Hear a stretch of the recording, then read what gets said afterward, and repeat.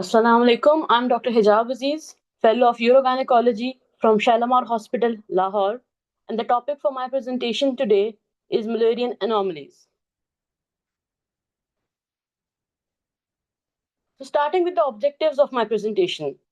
The objectives are to explain the embryological development, to differentiate ASRM classification 2021 and ASHRAE classification, correlate defects with clinical presentation, discuss diagnostics and management, and review the reproductive outcome statistics. So, starting with the embryology of the female genital tract. The Mullerian duct gives rise to the uterus, tubes, cervix, and the upper vagina. The gonadal ridges form the ovaries. And by the process of formation, fusion, and septal resorption, the final form of female genital tract is formed. Failure at any stage results in an anomaly. So let's have a look at the video to understand the embryology in a better way. At 6 weeks, the Mullerian ducts are formed and they approach the cloaca dorsally. They fuse in the dorsal portion of the cloaca, caudally behind the cloaca. At 7 weeks, a urorectal septum is formed, which divides the cloaca into two portions. The posterior part forms the rectum, and the anterior part forms the urogenital sinus. This is the anterior view while the Mullerian ducts are fusing and approaching towards the urogenital sinus. At 12 weeks, the resorption between the Mullerian ducts is complete and it forms the uterovaginal canal. At 20 weeks, the septum between the fused part starts to resolve and the resorption is completed. This part forms the uterus, cervix, and the upper vagina. And the unfused part forms the fallopian tubes and the fimbrium. So the upper part of vagina is now formed from the Mullerian duct. That is the uterovaginal canal. As the uterovaginal canal is approaching the urogenital sinus at the site of Mullerian tubercle, sinovaginal bulbs are formed. The sinovaginal bulb forms the vaginal plate, and then the central cell starts to degenerate to form the vaginal canal. The septum is resolved cranially and caudally to form a complete patent vagina.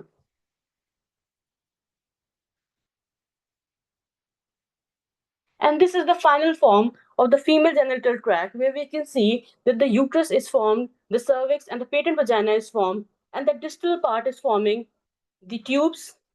And we know that the ovaries have a separate origin, they will come from the genital ridges. So in the female embryo, three layers are present: ectoderm, mesoderm, and endoderm. The mesoderm gives rise to the intermediate mesoderm, which forms the urogenital ridge. The urogenital ridge gives rise to the genital ridge, the paramesonephric ducts, and the nephrogenic cord.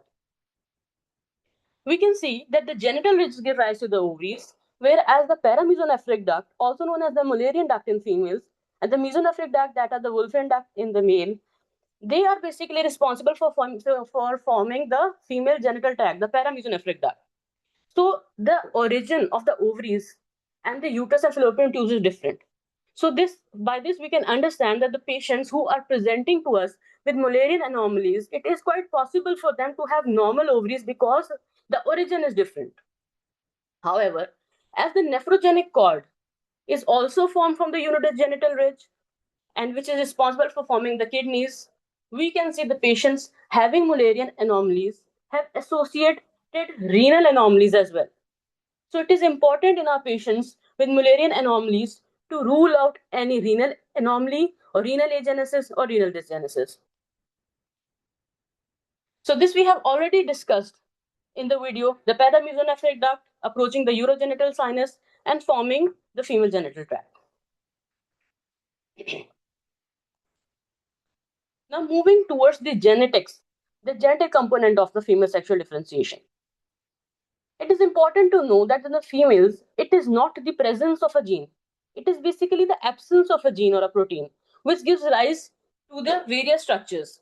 In male, we have an XY chromosome. See, we have an XY chromosome in which the SRY protein is formed, and the SRY protein is basically responsible for forming an anti-Mullerian hormone. The anti-Mullerian hormone basically regresses the paramesonephric duct, and the testosterone in male leads to regression of the mesonephric duct. But in females, as we have no SRY protein, so we have no anti-Mullerian hormone, the paramesonephric ducts will persist, and there is absence of testosterone in females, so it will lead to regression of the mesonephric duct, the part responsible for forming the male genital tract. Mullerian anomalies are the defective formation, fusion, or resorption of the Mullerian duct. They range from agenesis to duplication, associated with axial, renal, and skeletal system anomalies. The presentations range from primary amenorrhea to menstrual disorders, infertility, and pregnancy complications. Varying degree of treatment range from ability to have coitus, to conceive, to deliver normal babies. The imaging modalities used for the diagnosis are the ultrasound, which can be both trans-abdominal as well as transvaginal ultrasound. They detect the uterine shape, cavity, and some anomalies, but they have a limited differentiation capacity between the septate and the biconjugate uterus. The 3D ultrasound, however, is considered a gold standard for anatomical assessment and for accurate measuring of uterine cavity and the fundal contour. Hysterosalpingography is another modality which evaluates the uterine cavity and the tubal patency. It can differentiate between the septate and the biconjugate uterus. However, as it is done vaginally, we can understand that it has limited for fundal contour because the external surface of the uterus cannot be visualized. MRI is an excellent for soft tissue resolution. It differentiates septate, biconjugate, and didelphys uterus, and used where ultrasound is inconclusive.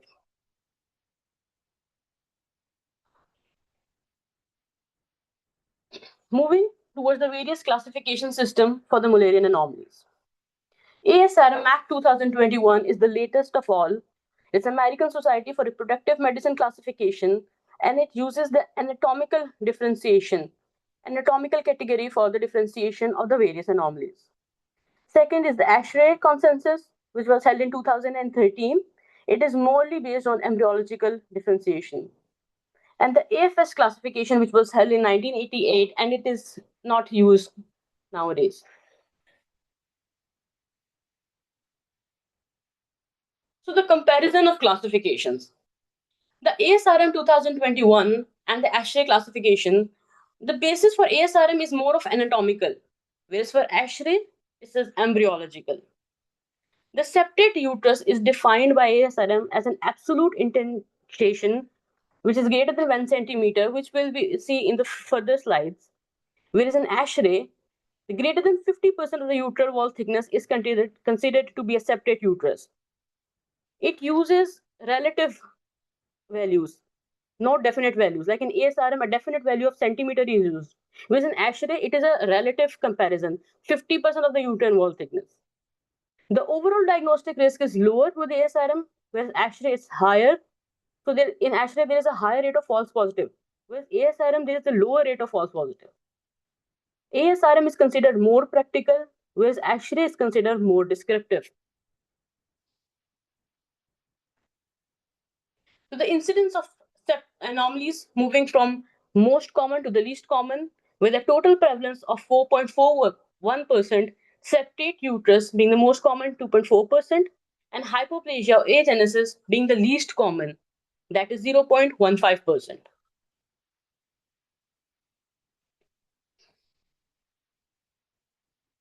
So the ASHRAE classification of female genital tract anomalies. Now we can see that in the ASHRAE classification, the uterine anomalies, the cervical anomalies, and the vaginal anomalies are all explained separately. They are not explained in a combined manner. So we can differentiate whether the anomaly lies in the uterus, the cervix, and the vagina, and then we can label them as U, C, and V, and further number them according to the type of the anomaly that is present. Is it normal uterus, dysmorphic uterus, septate uterus, bicorporeal uterus, hemiuterus, aplastic uterus, or is it unclassified malformation? Similarly, for cervix, it's normal cervix, septate cervix, double normal cervix, unilateral cervical aplasia, and for vagina, it's normal vagina, longitudinal non-obstructed vaginal septum, longitudinal obstructed vaginal septum, transverse vaginal septum or imperforate hymen, and vaginal aplasia.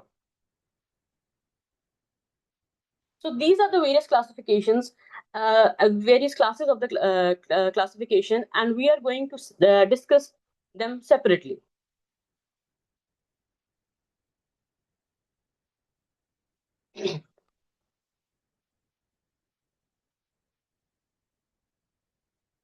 So class U naught is the normal uterus. It is very important in order to know an anomaly to know about the normal anatomy. So in order to understand the abnormal uterus, it is important to define what a normal uterus is. So in class U naught, the normal uterus, the fundal indentation is less than equal to 50% of the uterine wall thickness. So this is the uterine indentation, and as we have discussed, that ASHRAE is based on relative comparison of the relative ratios. So the fundal indentation should be less than 50% of the uterine wall thickness. These are the two osteas and the interosteal line. The line between the two osteas should be either it should be straight or it should be slightly curved. Uterine contour slightly curved interosteal line. The external contour should be smooth fundal surface, and reference measure it is relative proportions.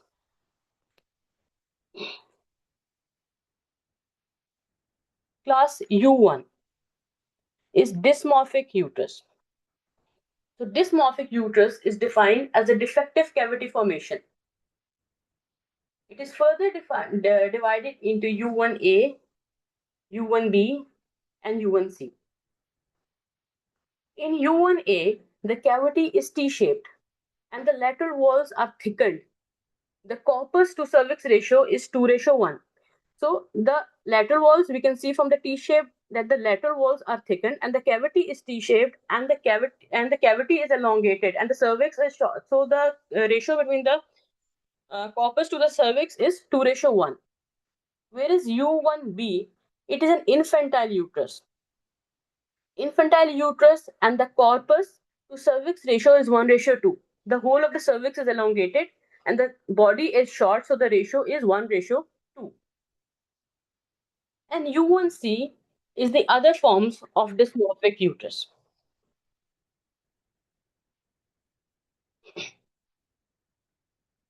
Class U2 is septate uterus.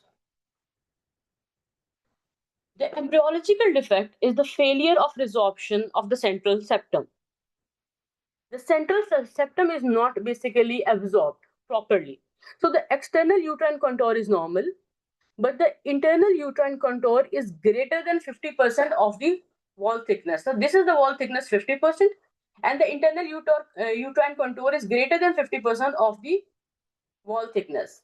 The fundal myometrium is continuous and intact. Class U2 is also further divided into two classes, U2A and U2B.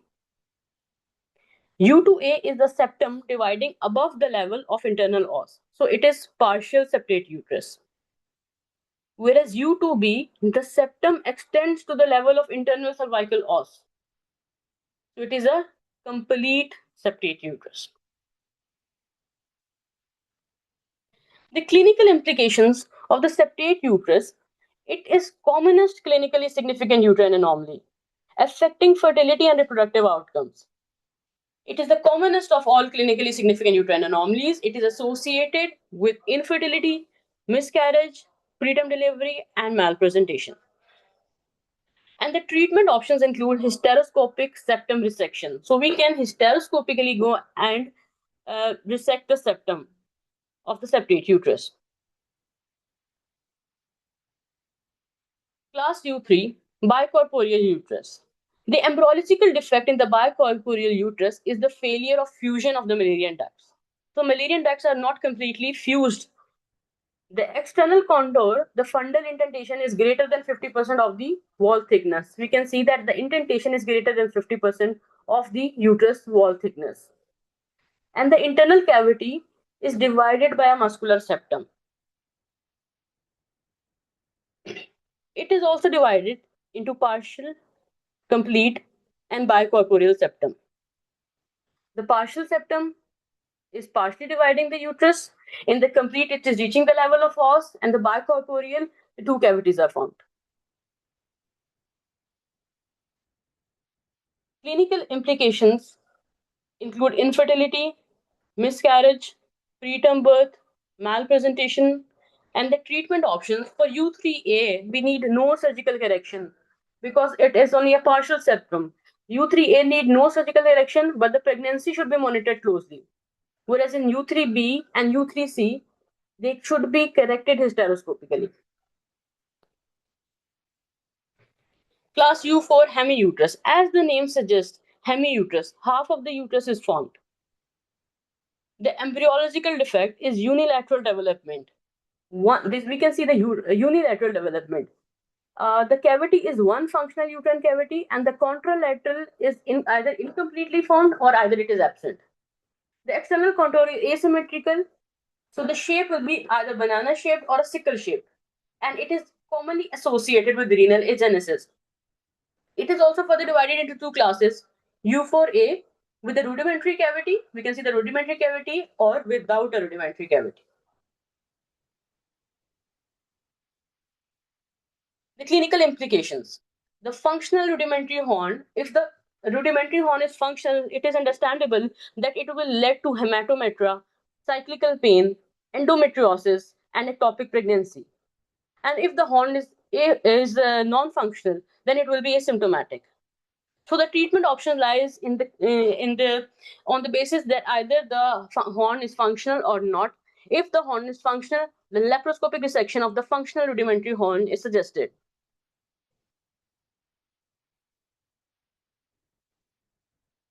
Class U5, aplastic uterus. As the name suggests, all cases are of uterine aplasia.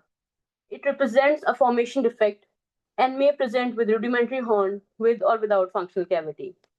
So U5A is with rudimentary cavity and U5B is without a rudimentary cavity. And likewise, class U6 classifies other anomalies. The clinical relevance of U5 is the functional cavity U5A can cause cyclical pelvic pain, hematometra, or endometriosis due to outflow obstruction. If only this rudimentary horn is formed, we can see that there is no outflow tract. If there is no outflow tract, it will lead to the pelvic pain, hematometra, and endometriosis. Non-functional U5B is associated with amenorrhea and infertility. The fertility options include counseling the couple, reconstructive surgery, and fertility planning.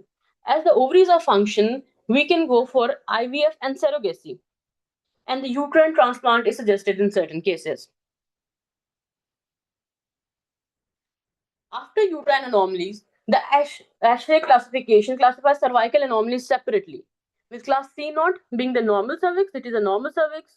Class C1 is a septate cervix having a septum in between. Double normal cervix, we have two cervix, which we can see in the diagram, and the cervical aplasia, in which the cervix is not formed. Vaginal anomalies. Class V0 is a normal vagina. V1 is a longitudinal non-obstructing vaginal septum. So this is this can be seen that in the class V1, where there's a longitudinal non-obstructive vaginal septum, as it is non-obstructing, so the patient might not present. They may present in maybe in labor because they have fertility and they can produce babies. And at the time of labor, when we examine the patient, we see a septum. Because it is a non-obstructive vaginal septum, the patient might remain asymptomatic through her life. And class V2, the longitudinal obstructing vaginal septum. Now, this patient will be symptomatic. And class B3, transverse vaginal septum or imperforate hymen. The V3 is transverse vaginal septum or imperforate hymen. This is a transverse vaginal septum, and this is a picture showing an imperforate hymen. and V4 is a class of vaginal aplasia. So together we will explain the Mullerian anomalies on the basis of uterus, vagina, cervix, and the vagina. Moving towards the ASRM classification. The ASRM classification is basically anatomical and clinically it is related. So starting with the various classes of the ASRM now to see the comparison. This is the ASRM classification, and it classifies the Mullerian anomalies into Mullerian agenesis, cervical agenesis, uniconvate uterus, uterus diadelphys, biconvate uterus, septate uterus, transverse vaginal septum, longitudinal vaginal septum, and complex anomalies.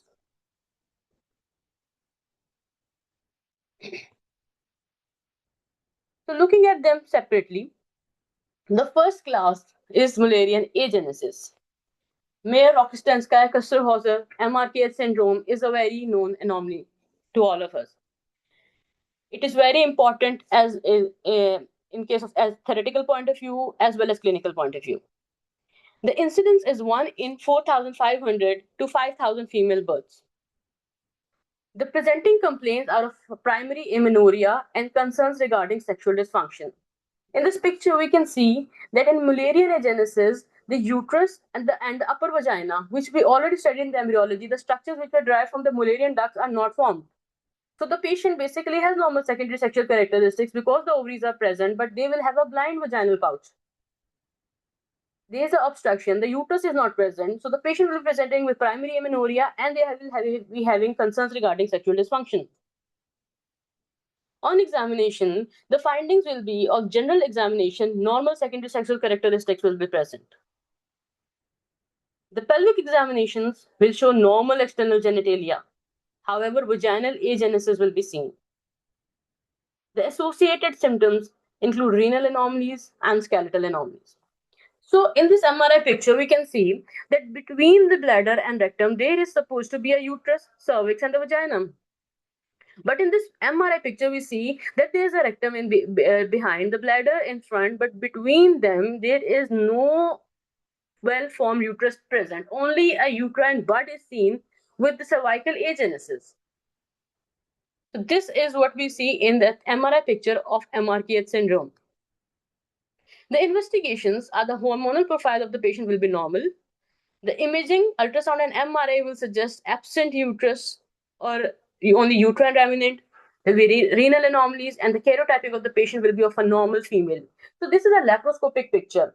So in this picture, we can see that we are able to see the normal ovaries, the fallopian tubes, but the place at which the uterus was supposed to be, it is not there. Only uterine remnants are seen.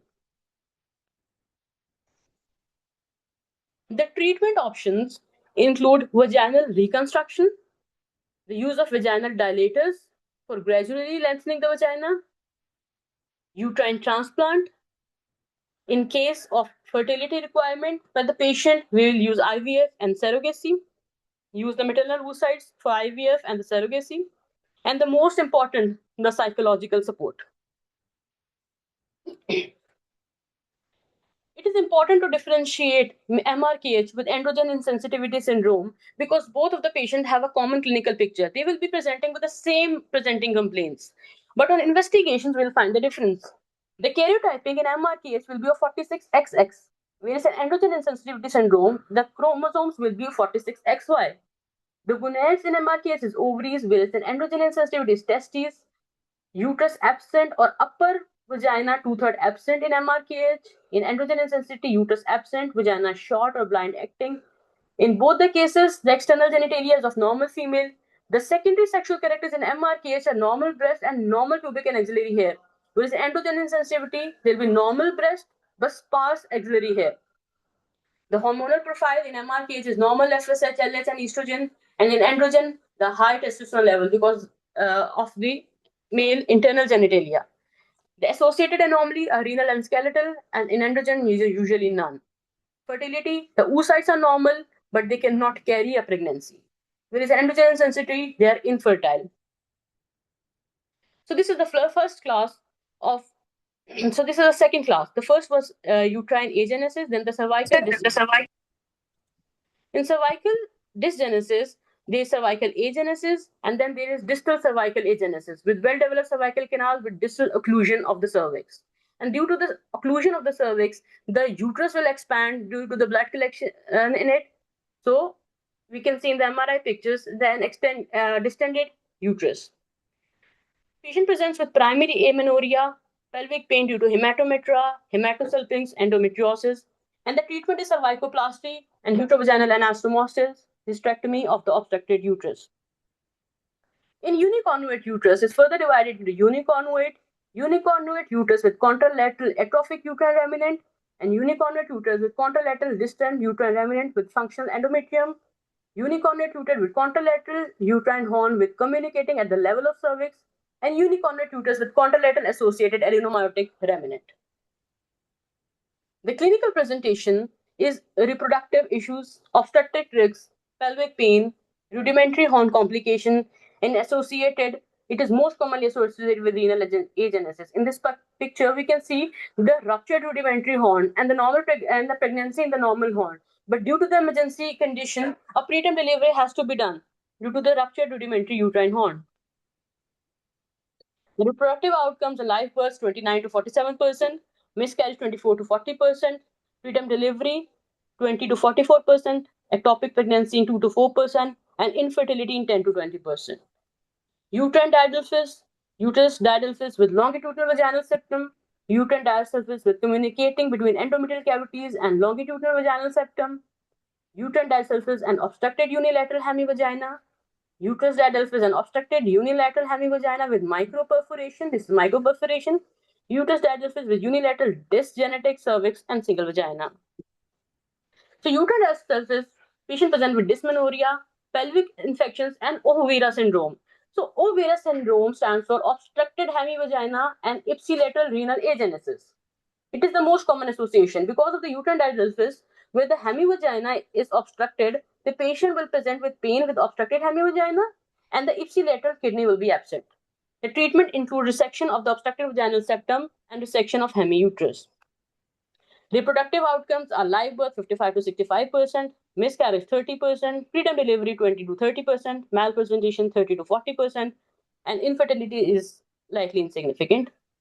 Bicornuate uterus includes bicornuate uterus, bicornuate uterus with bilateral obstructed endometrial cavities, bicornuate uterus with unilateral communicating tract, and combined bicornuate separate uterus. We can see this bicornuate uterus in the MRI picture. Patient presents with dyspareunia, pelvic pain, adverse pregnancy outcomes, preterm labor, and pregnancy loss. And the management is metroplasty. Reproductive outcomes, live birth rate 50 to 60%, miscarriage 20%, preterm delivery 15 to 30%, malpresentation 30 to 50%, and infertility is likely insignificant. The septate uterus, the septate, arcuate, Robert's uterus, complete septate uterus with duplicate cervix and longitudinal vaginal septum, complete septate uterus with septate cervix and longitudinal vaginal septum, complete septate uterus with duplicate cervix and obstructed unilateral hemivagina. The arcuate uterus, the arcuate uterus was not included in the ASHRAE. So this separately classified as arcuate uterus in the internal indentation of greater than 1 centimeter and the angle is greater than 90%. Indentation is less than 1 centimeter and the angle is 90%. So it will differentiate with the separate in which the angle is less than 90%. And the bicornuate uterus, the external indentation is greater than 1 centimeter. The outcomes are live birth 50 to 55%, miscarriage 35 to 60%, preterm delivery 15 to 30%, and malpresentation 30 to 50%, infertility from 20 to 40%. So this is what we have discussed, and then differentiated between biconvert and septate uterus, where the indentation is less than 1 centimeter, whereas in the septate it is less than 1 centimeter. And the morphology are two well-formed uterine cornua. In the septate, there is a septum. The angle is greater than 105. In the septate, this is less than 75. The cervix is duplicate, and in septate, it's a single or separate. The intercervical distance is 5.4 millimeter in both, and the treatment is metroplasty or septal resection. In septate uterus, patient presents with adverse pregnancy outcomes, and the treatment are hysteroscopic approach for fibrous septum and abdominal approach for muscular septum. And again, the last classification, the vaginal septum, is high vaginal septum, mid vaginal septum with microperforation, low vaginal septum, distal vaginal septum, imperforate hymen, complete longitudinal vaginal septum, and longitudinal vaginal septum with variable lengths. The management is resection of the septum. This is the laparoscopic picture of vaginal septum. So, last but not the least, the psychological support. It is very important to understand that although the defect is anatomical, the effect is psychological as well. The patients suffering from Mullerian anomalies need a lot of psychological support because they are suffering from anxiety, depression, grief, and fear of infertility. Counseling is very important to explain the anomaly, discuss the treatment options and prognosis, and set realistic expectations. Psychological support include peer support group, partner counseling, refer to psychologists or psychiatrists, CBT for anxiety, stress reduction program, and regular emotional well-being check-ins, and psychological support with gynecological care. The advanced advances include the advanced imaging to improve the diagnosis, the updated classification, AI integration, 3D modeling techniques, and the genetic insights. With this, I would end my presentation. Thank you.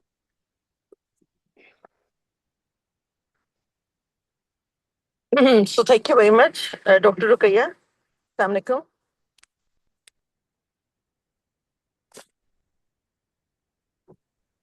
Hello अस्सलाम वालेकुम Walaikum salam. कैसे हैं आप ठीक है Thank you very much. ठीक है बस डॉक्टर नाजली सॉरी कुछ टाइम तो मैं अटेंड नहीं कर सकी मेरी बहन ऑस्ट्रेलिया में बहुत क्रिटिकल थी फिर फाइनली उस बेचारी की डेथ हो गई तो मैं उधर ही गई हुई थी I'm so sorry. मुझे पता नहीं चला. I would have called you. जी जी नहीं मुझे पता है सारे डेफिनेटली अगर होता तो बस आज भी वो मैं मोटर पे भी ट्रैवल करी लेकिन शुक्र है अभी थोड़ी देर के लिए कनेक्शन थोड़ा सस्टेन हो गया है तो as far as the presentation is concern तो ये है कि प्रेजेंटेशन तो इस बच्ची की अच्छी थी स्लाइड्स अच्छी थी इसने इतना ज़्यादा उनको ओवरलोड नहीं किया और लेकिन थोड़ा सा ये था कि प्रेजेंटेशन में भी जैसे हम कहते हैं कि थोड़ा सा लिटरेचर रिव्यू जैसे नहीं डाला हुआ था या थोड़ा सा जो आपके अपने प्रैक्टिकल एस्पेक्ट्स थे जो आपने खुद केसेस किए हुए थे वो इतने नहीं किए डाले हुए थे लेकिन otherwise I think she covered जितना मेरा कनेक्शन था उसमें she covered almost all of the congenital anomalies और ये बहुत अच्छी बात थी कि she started right from the development of this genital system embryology that was very well taken with the video important बात यही है कि बिकॉज दीज केसेस पहले तो हमें ये लगता था कि शायद ये कॉमन नहीं है बट वही बात है since we have started this urokinase और आपके पास रेफरल सिस्टम हो रहा है तो this cases we are seeing that they are very common at least they are coming into our notice but important thing as he well said that it's very important that the diagnosis and we should take all the radiological modalities, especially the MRI, so that we can make a good diagnosis. And because a good diagnosis is a key to the counseling of the patient regarding the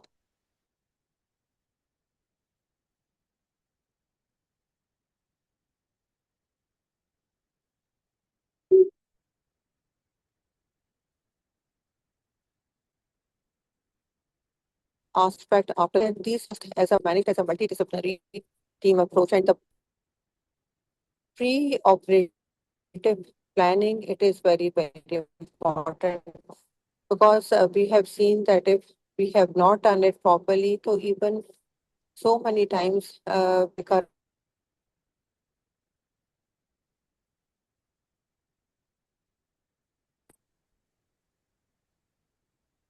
hello ji sorry मुझे लगता है हाँ sorry मुझे लगता है connection खत्म हो रहा है जी जी जी तो बस ये इम्पोर्टेंट था बिकॉज और दूसरी इम्पोर्टेंट बात है कि द पेशेंट्स बेसिकली तो मेरे ख्याल में दो आपकी जो जेनिटल ट्रैक्ट एबनॉर्मेलिटीज है उनमें ये है कि आपने ये देखना है कि आपके जो सिर्फ आपका यूट्रस जो है वो फंक्शनिंग है या नहीं है अगर यूट्रस फंक्शनिंग है तो पेशेंट की जो साइक्लिकल सिम्टम्स ऑफ पेन है वो आपने उसको एड्रेस करके और पेटेंसी को हर सूरत आपने इंश्योर करना है। और अगर उसके जो यूट्रस फंक्शनिंग नहीं है और सिर्फ विजाइनल ट्रैक्ट अट्रीजिया है, तो उसके लिए इट इज इम्पोर्टेंट कि आप पेशेंट को ये काउंसलिंग करें कि you should not go for the vaginoplasty unless and until the patient is ready for marriage.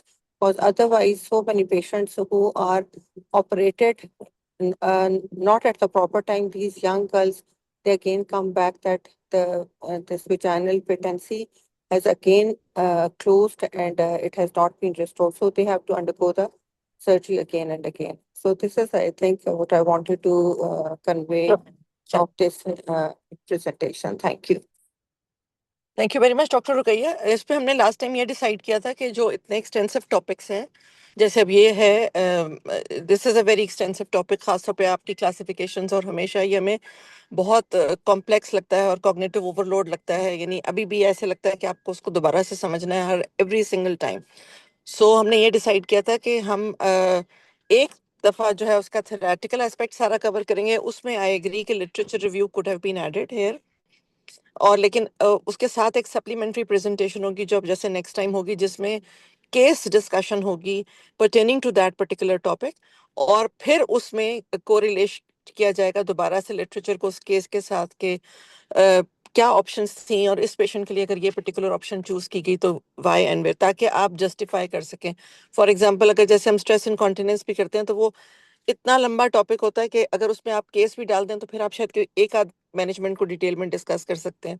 तो हमें ये लगा कि थोड़ा सा हमने जब नया रिवाइज प्रोग्राम बना के शेयर किया, वो इस तरह से शेयर किया है कि एक में आप उस टॉपिक को एट लेंथ डिस्कस कर लें, एंड आई एब्सोल्युटली एग्री कि लिटरेचर रिव्यू ऐड हो जाए, और रेफरेंसेस जैसे आखिर में आए हैं उसके बजाय अगर हम हर स्लाइड को रेफरेंस कर दें तो दैट इज़ बेटर।